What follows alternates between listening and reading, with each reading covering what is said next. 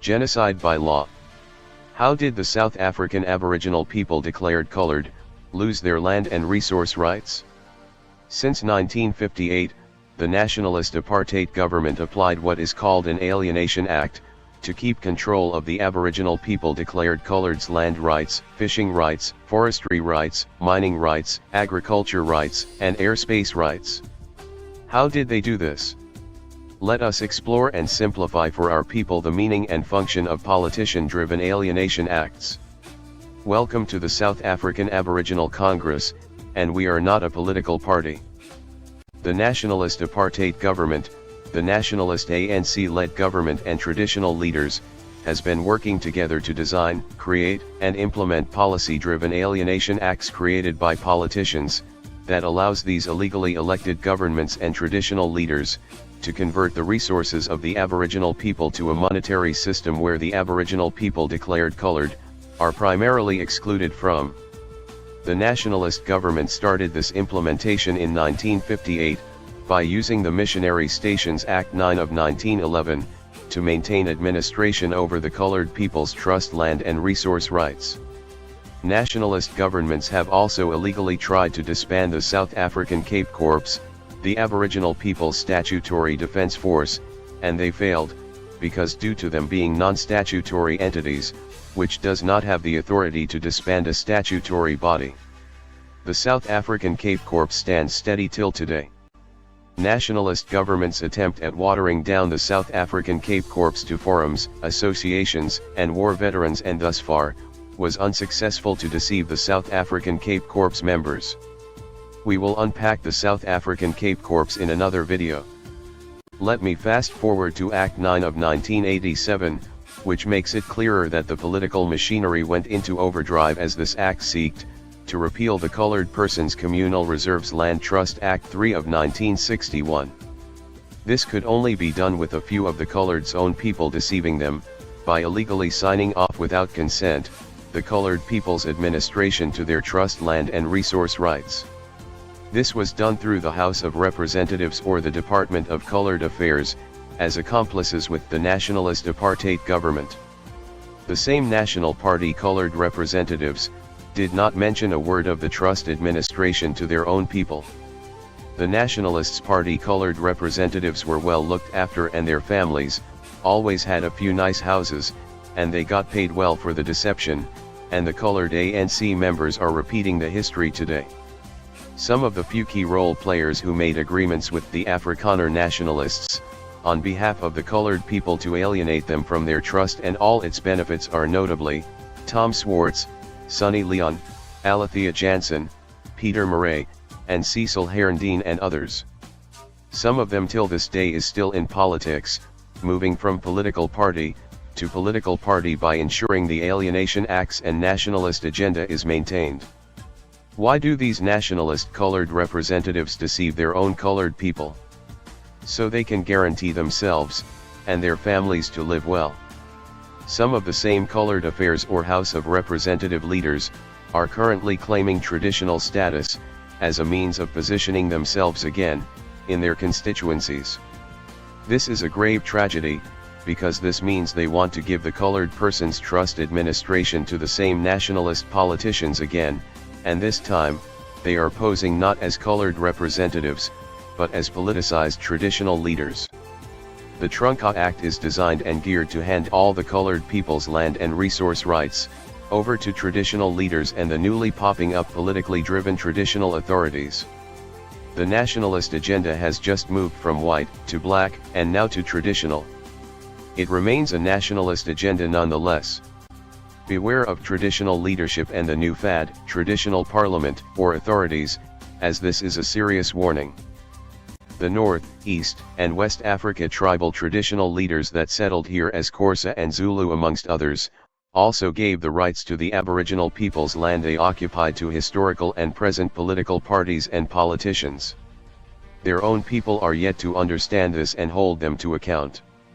Come 1998, under huge international pressure for the return of the Aboriginal people declared Colored Trust Administration, the apartheid nationalist government, the nationalist ANC-led government and traditional leaders came together and created the most brazen alienation act this country has seen in its history. This was called the Transformation of Certain Rural Areas Act, or Act 94 of 1998, also known as the Trunkar Act. This act was judged unconstitutional and illegal in 2018, but is still ruthlessly applied by municipalities across the country, with devastating consequences to the colored people.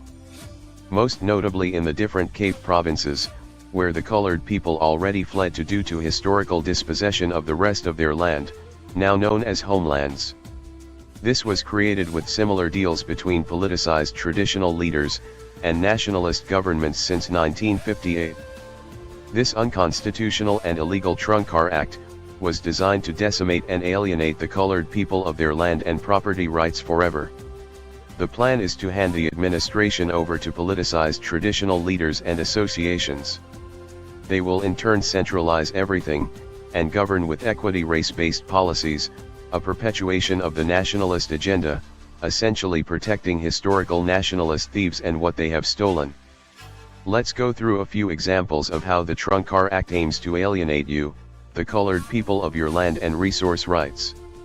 The Trunkar Act in its entirety is illegal, and has been used illegally through FRAP or fishing rights allocation process by the Minister for Environment, Forestry and Fishing. In a very good example of how the Trunkar Act is used by the ANC-led nationalist government, to steal the land and resource rights of the colored people. We will in short unpack the outrageous FRAP, or fishing rights allocation process, and the attempted removal of residents from their residential land, and the government's allowance of multinational fishing companies to withdraw their presence, resulting in eyesore factory ruins without responsibility or consequence, that has left a community under siege. These multinational fishing companies, however, did not lose their illegal fishing licenses issued to them. On the contrary, the Minister of Agriculture, Forestry, Fisheries and Environment has used the Trunkar Act to embark on the FRAP process. Now the colored communities, who lived their entire generational existence along the whole coastline of South Africa, has to apply for a resource right that already belongs to them, but denied by the ANC-led nationalist government. Because the Trunkar Act is an ANC-led nationalist-created policy, it is equity-driven based on race. In other words, 70% of the fishing rights now has to go to black people. And it gets worse. In reality, the colored historical fisherman gets less than 3% of their fish resource exported, under government control. This on its own is a problem for the livelihoods of the historically colored fishermen, but is also unconstitutional and illegal, as judged by the Constitutional Court in 2018. There were many objections and warnings against this illegal FRAP program still applied. Some noteworthy warnings come from the Dr. F.W. Clerk Foundation and an investigator who looked into how the recent fishing allocations using the Trunkar Act, to access the fishing grounds and the resources within. Let's have a closer look at how the Trunkar Act is used to dispossess the colored fishermen on coastal towns of their land and resources. On August 12, 2015, the F.W. de Klerk Foundation, amongst many, as well as the Aboriginal people declared colored themselves, has called on the Department of Agriculture, Forestry and Fisheries to remove quotas, based on national demographics, for colored fishermen from its recently announced FRAP process for the allocation of fishing rights. It was pointed out that these policies would violate several core constitutional rights of the colored fishing communities who have for generations made their livelihood from the sea fisheries off the coast. They would clash with Section 9(2) of the Constitution, insofar as the measures involved are directed not in favor of, but against, colored communities, who themselves are a category of persons disadvantaged by unfair historical discrimination. They would constitute unfair racial discrimination by the state in terms of Section 9(3), without any attempt at establishing whether the discrimination is fair, as is required by Section 9(5). These policies would further deprive the colored fishing communities of their traditional means of livelihood, which constituted an intimate aspect of their identity, culture, traditions and self-respect. This would seriously undermine colored's right to human dignity in terms of Section 10. The FRAP policies would also deprive the colored community of their right to choose their trade, occupation or profession freely, and would undermine their right to practice the cultural fishing life of their choice. This was intimately interwoven with their historical involvement in the fishing industry. The colored fishing communities is the oldest historical fishers who know their craft, and is also the best conservationists, who has always managed their fish resource well. They know if their species disappear from shore, they are in trouble. Multinational commercial, and uncontrolled recreational fishing by colonists, resulted in shore-based fishing for the colored communities all but die out. For food and livelihood, the colored fishermen had to go harvest in the deep sea, and they don't have the vessels to do FRAP deep sea trawling. The national demographics of the FRAP quota allocation has harmed the historical colored fishing communities irreparably, who is dependent on the sea for 99% of their livelihood from the oceans. The process now caters for multinationals, politicians, officials, and money. This is how. After battling for a month to get answers from the Department of Forestry, Fisheries, and Environment by an investigator, about the mysterious South African registered trawler, ELK-M, the department capitulated and provided concerning information about the vessel. The investigation started after a whistleblower disclosed that unlawful BBBEE fronting was rife in the local fishing industry and that the department was turning a blind eye. It was further disclosed that Spanish fishing giant Ibercansar was behind the fronting. Despite claiming on their website that they fish extensively in South African waters, the department assured investigators that Ibercansar had no fishing rights in South African waters. This was investigated further, and found that Ibercansar was claiming on their international website that the ELK-M was part of their fleet trawling our waters for fish. It was also established that ELK-M was registered to a local entity, Lewandle Kaza Fishing. The department was asked which entities had indicated to it in the recently awarded FRAP, or Fishing Rights Allocation Process tender, that they intended to use the trawler ELK-M, should they be awarded licenses.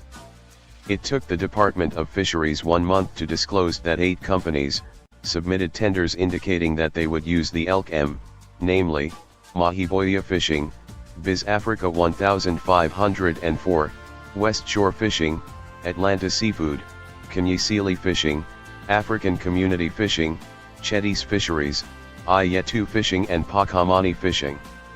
As if this did not raise a red flag, the department allocated licenses and rights to Mahiboya Fishing, Biz Africa 1504, Kenyasili Fishing and Atlanta Seafood.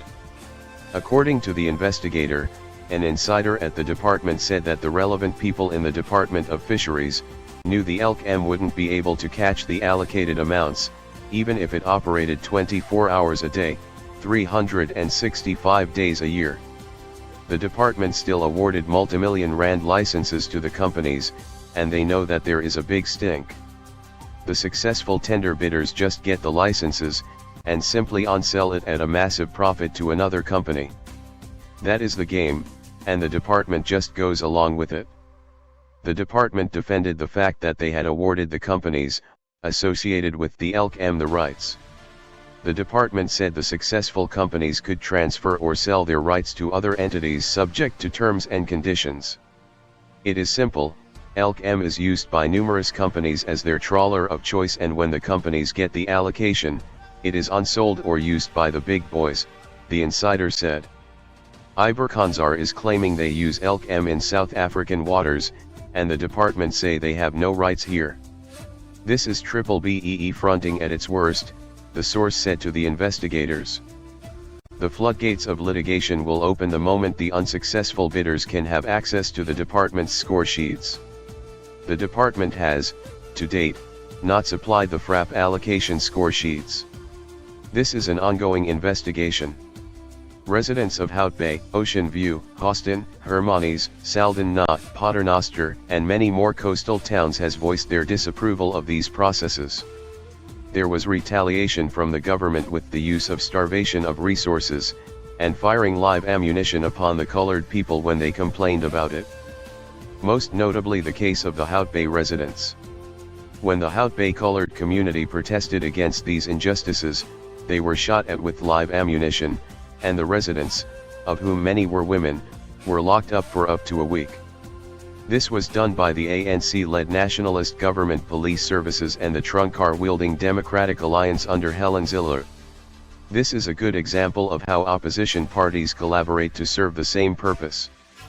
The Hout Bay Aboriginal Declared Colored Community has lodged a case with the international human rights bodies, as the ANC-led Nationalist Government Police Services and courts, as well as the South African Human Rights Commission is reluctant to prosecute, and has done nothing to relieve or address the colored residents of Hout Bay's need for justice and restitution. Instead they protect the illegal and alienating Trunk-Car Act that allows all these policies to exist. All this atrocities is hidden from the public, as well as the international community, with another policy-based law written by politicians themselves, to protect themselves and the theft, called the PIA Act, or the Protection of Information Act. We will explore that in another video, as there is currently a live case study regarding environmental destruction, protected by the Thewaterskluk municipality using the PIA process. Let the massacre of our Aboriginal declared colored community in Hout Bay not be forgotten, but celebrated as a brave and determined colored community who stood up against tyrannical laws, for the resource rights within their own judiciary. This is just the beginning. Join us on the 30th of November 2022 in Cape Town at 10 a.m. on the Grand Parade. Come and witness already unified Aboriginal people declared colored, giving notice to the illegal administrators of our Colored Persons Communal Reserves Trust and declaring our jurisdiction. Don't miss out on this historical event. See you there. For further information, please contact Mr. Joe Ayantjes on 074-283-1030 or Miss Lindy N on 068-053-3234.